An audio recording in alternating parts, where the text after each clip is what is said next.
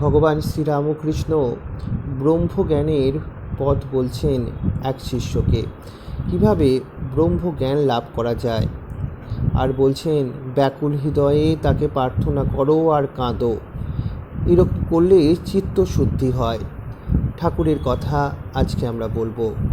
আমাদের জন্য ঠাকুর শ্রীরামকৃষ্ণের কথামৃতে কিছু গুরুত্বপূর্ণ অমৃত কথা বলেছেন। আজকে তারই কিছুটা অংশ আমরা পড়ব। নবম পরিচ্ছেদ প্রথম ভাগ থেকে। মা কালী ব্রহ্ম পূর্ণ জ্ঞানের পর অভেদ। আহারান্তে সকলে পান খাইতে খাইতে বাড়ি প্রত্যাগমনের উদ্যোগ করিতেছেন। যাইবার পূর্বে ঠাকুর শ্রীরামকৃষ্ণ বিজয়ের সহিত একান্তে বসিয়া কথা কইতেছেন। সেখানে মাস্টার আছেন। ব্রাহ্ম সমাজে ঈশ্বরের মাতৃভাব। শ্রীরামকৃষ্ণ, তুমি তাকে মা মা বলে প্রার্থনা করছিলে, এ খুব ভালো। কথায় বলে মায়ের টান বাপের চেয়ে বেশি। মায়ের উপর জোর চলে, বাপের উপর চলে না। ত্রৈলোক্যের মায়ের জমিদারি থেকে গাড়ি গাড়ি ধন আসছিল, সঙ্গে কত লাল পাকড়িওয়ালা লাঠি হাতে দাঁড়বান। ত্রৈলোক্য রাস্তার লোকজন নিয়ে দাঁড়িয়েছিল, জোর করে সব ধন কেড়ে নিল। মায়ের ধনের উপর খুব জোর চলে, বলে নাকি ছেলের নামে তেমন নালিশ চলে না। বিজয় তখন বলছেন, ব্রহ্ম যদি মা, তাহলে তিনি সাকার না নিরাকার? শ্রীরামকৃষ্ণ বলছেন, যদি ব্রহ্ম, তিনি কালী, মা আদ্যা শক্তি। যখন নিষ্ক্রিয় তাকে ব্রহ্ম বলে কই। যখন সৃষ্টি স্থিতি প্রলয় এসব কাজ করেন তাকে শক্তি বলে। স্থির জল হচ্ছে ব্রহ্মের উপমা। জল হেলছে দুলছে শক্তি বা কালীর উপমা। কালী কিনা যিনি মহাকাল মানে ব্রহ্মের সহিত রমণ করেন। কালী সাকার, আকার নিরাকারা। তোমাদের যদি নিরাকার বলে বিশ্বাস, কালীকে সেই রূপেই চিন্তা করবে। একটা দৃঢ় করে যদি চিন্তা করো, তিনি জানিয়ে দেবেন তিনি। শ্যামপুকুরে পৌঁছলে তেলিপাড়াও জানতে পারবে যে তিনি শুধু আছেন, অস্তিমাত্রম তা নয়। তিনি তোমার কাছে এসে কথা কইবেন। আমি যেমন তোমার সঙ্গে কথা করছি, বিশ্বাস করো সব হয়ে যাবে। আর একটি কথা, তোমার নিরাকার বলে যদি বিশ্বাস, তাই বিশ্বাসেই দৃঢ় করো, কিন্তু মাতুয়ার বুদ্ধি করো না। তার সম্বন্ধে এমন কথা জোর করে বলো না যে তিনি এই হতে পারেন আর ওই হতে পারেন না। বলো, আমার বিশ্বাস তিনি নিরাকার। কত কি হতে পারেন তিনি জানেন, আমি জানি না, বুঝতেও পারি না। মানুষের এক ছটাক বুদ্ধিতে ঈশ্বরের স্বরূপ কি বোঝা যায়? এক সের ঘটিতে কি 4 সেরের দুধ ধরে? তিনি যদি কৃপা করে কখনো দর্শন দেন আর বুঝিয়ে দেন, তবে বোঝা যায়, নচেত নয়। যিনি ব্রহ্ম, তিনি শক্তি, তিনি মা। প্রসাদ বলে মাতৃভাবে আমি তত্ত্ব করি যারে, সেটা চাতুর কি ভাঙবে হাঁড়ি। বোঝো না রে মন ঠাড়ে ঠাড়ে। আমি তত্ত্ব করি যারে, অর্থাৎ আমি সেই ব্রহ্মের তত্ত্ব করছি, তারে মা মা বলে ডাকছি। আবার রামপ্রসাদের ওই কথাতেই বলছে, আমি কালী ব্রহ্ম চেনে মর্ম, ধর্ম সব ছেড়েছি। অধর্ম কিনা অসৎ কর্ম, ধর্ম কিনা বৈধি কর্ম।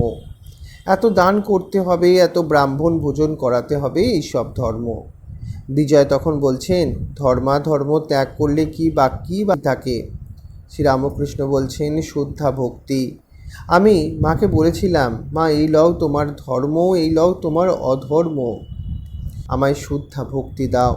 এই লও তোমার পূর্ণ, এই লও তোমার পাপ, আমায় শুদ্ধা ভক্তি দাও। এই লও তোমার জ্ঞান, এই লও তোমার অজ্ঞান, আমায় শুদ্ধা ভক্তি দাও। দেখো, জ্ঞান পর্যন্ত আমি চাই নাই, আমি লোকমান্যও চাই নাই। ধর্ম ছাড়লে শুদ্ধা ভক্তি, অমলা নিষ্কাম অহেতুকী ভক্তি বাকি থাকে। ব্রাহ্মভক্ত তখন বলছেন, তিনি আর তার শক্তি কি তফাৎ? শ্রীরামকৃষ্ণ, পূর্ণ জ্ঞানের পর অভেদ। যেমন মনির জ্যোতি আর মণি অভেদ। মনির জ্যোতি ভাবলেই মণি ভাবতে হয়।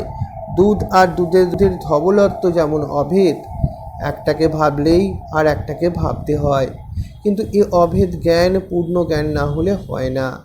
পূর্ণ জ্ঞানে সমাধি হয়, চতুর্বিংশতি তত্ত্ব ছেড়ে চলে যায়, তাই অহংকার অহং তত্ত্ব থাকে না। সমাধিতে কি বোধ হয় মুখে বলা যায় না, নেমে একটু আভাসের মতো বলা যায়। যখন সমাধি ভঙ্গের পর ওং ওং বলি, তখন আমি 100 হাত নেমে এসেছি। ব্রহ্ম বেদ বিধির পার, মুখে বলা যায় না, সেখানে আমি তুমি নাই। যতক্ষণ আমি তুমি আছো, যতক্ষণ পর্যন্ত আমি প্রার্থনা কি ধ্যান করছি এ জ্ঞান আছে, ততক্ষণ তুমি ঈশ্বর প্রার্থনা শুনছো এ জ্ঞান আছে, ঈশ্বরকে ব্যক্তি বলে বোধ আছে। তুমি প্রভু আমি দাস, তুমি পূর্ণ আমি অংশ, তুমি মা আমি ছেলে এ বোধ থাকবে। এই ভেদাভেদ আমি একটি আর তুমি একটি, এই ভেদাভেদ তিনিই করাচ্ছেন। তাই পুরুষ মেয়ে আলো অন্ধকার এই সব বোধ হচ্ছে। যতক্ষণ এই ভেদাভেদ ততক্ষণ শক্তি মানতে হবে। তিনি আমাদের ভিতরে আমি রেখে দিয়েছেন। হাজার বিচার করো, আমি আর যায় না, আর তিনি ব্যক্তি হয়ে দেখা দেন। তাই যতক্ষণ আমি আছে ভেদ বুদ্ধি আছে, ব্রহ্ম নির্গুণ বলবার জো নাই, ততক্ষণ সগুণে ব্রহ্ম মানতে হয়। এই সগুণ ব্রহ্মকে বেদ পুরাণ তন্ত্রে কালী বা আদ্যাশক্তি বলে গেছে। বিজয় তখন বলছেন, এই আদ্যাশক্তি দর্শন ওই ব্রহ্মজ্ঞান কী উপায় হতে পারে? শ্রীরামকৃষ্ণ বলছেন, ব্যাকুল হয়ে তাকে প্রার্থনা করো আর কাঁদো, এই রূপে চিত্ত শুদ্ধ হয়ে যাবে। নির্মল জলে সূর্যের প্রতিবিম্ব দেখতে পাবে। ভক্তের আমি রূপ আরসিতে সেই সগুণ ব্রহ্ম আদ্যাশক্তি দর্শন করবে। কিন্তু আরসি খুব পোছা যায়, ময়লা থাকলে ঠিক প্রতিবিম্ব পড়বে না। যতক্ষণ আমি জলে সূর্যকে দেখতে হয়, সূর্যকে দেখবার আর কোনো রূপ উপায় হয় না। আর যতক্ষণ প্রতিবিম্ব সূর্য বই সত্য, সূর্যকে দেখবার উপায় নাই, ততক্ষণ প্রতিবিম্বের সূর্য 16 আনা সত্য। যতক্ষণ আমি সত্য, ততক্ষণ প্রতিবিম্ব সূর্য সত্য, 16 আনাই সত্য। সেই প্রতিবিম্ব সূর্যই আদ্যাশক্তি। ব্রহ্মজ্ঞান যদি চাও, সেই প্রতিবিম্বকে ধরে সত্য সূর্যের দিকে যাও। সেই সগুণ ব্রহ্ম যিনি প্রার্থনা শোনেন তাকেই বলো, তিনি সেই ব্রহ্ম জ্ঞান দিবেন। কেননা যিনি সগুণ ব্রহ্ম তিনি নির্গুণ ব্রহ্ম, যিনি শক্তি ব্রহ্ম, পূর্ণ জ্ঞানের পর অভেদ।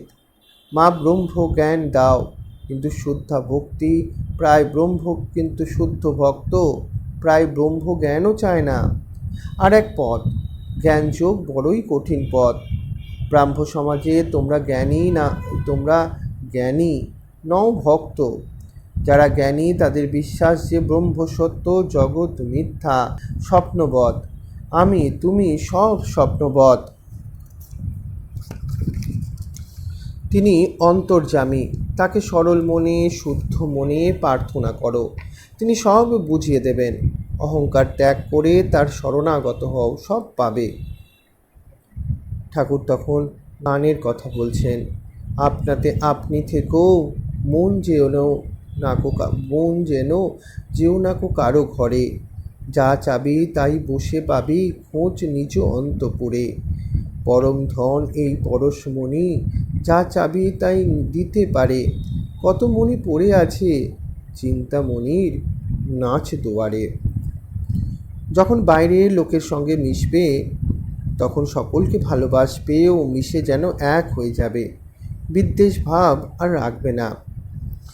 ও ব্যক্তি সাকার মানে নিরাকার মানে না, ও নিরাকার মানে সাকার মানে না, ও হিন্দু বা ও মুসলমান ও খ্রিস্টান এই বলে নাক ছিটকে ঘৃণা করো না। তিনি যাকে যেমন বুঝিয়েছেন, সকলেই ভিন্ন ভিন্ন প্রকৃতি জানবে, জেনে তাদের সঙ্গে মিশবে। যত দূর পারো আর ভালোবাসবে, তারপর নিজের ঘরে গিয়ে শান্তি আনন্দ ভোগ করবে। জ্ঞানদীপ জেলে ঘরে ব্রহ্মময়ীর মুখ দেখো না, নিজের ঘরে স্বস্বরূপকে দেখতে পাবে। রাখাল যখন গরু চড়াতে যায়, গরু সব মাঠে গিয়ে এক হয়ে যায়। এক পালের গরু যখন সন্ধ্যার সময় নিজের ঘরে যায়, আবার পৃথক পৃথক হয়ে যায়। নিজের ঘরে আপনাতে আপনি থেকো। রাত্রি 10টার সময় শ্রীরামকৃষ্ণ দক্ষিণেশ্বরের কালীবাড়িতে ফিরিবার জন্য গাড়িতে উঠিলেন। সঙ্গে 2-1 সেবক ভক্ত। গভীর অন্ধকার গাছতলায় গাড়ি দাঁড়িয়ে। বেনিপাল রামলালের জন্য লুচি মিষ্টানাদি গাড়িতে তুলিয়া দিয়ে আসিলেন। বেনিপাল, মহাশয়, রামলাল আসতে পারেন নাই, তার জন্য কিছু খাবার এদের হাতে হাতে দিতে ইচ্ছা করি, আপনি অনুমতি করেন। শ্রীরামকৃষ্ণ ব্যস্ত হয়ে বললেন, ও বাবু বেনিপাল, তুমি আমার সঙ্গে ওসব দিও না, ওতে আমার দোষ হয়। আমার সঙ্গে কোনো জিনিস সঞ্চয় করে নিয়ে যেতে নাই, তুমি কিছু মনে করবে না। বেনিপাল বলছেন, যে আজ্ঞা, আপনি আশীর্বাদ করুন। শ্রীরামকৃষ্ণ বলছেন, আজ খুব আনন্দ হলো। দেখো, অর্থ যার দাস সেই মানুষ। যারা অর্থের ব্যবহার জানে না তারা মানুষ হয়ে মানুষও নয়। আকৃতি মানুষের, কিন্তু পশুর ব্যবহার। ধন্য তুমি, এতগুলো ভক্তকে আনন্দ দিলে। এই ছিল আজকে আমাদের ঠাকুরের কথা।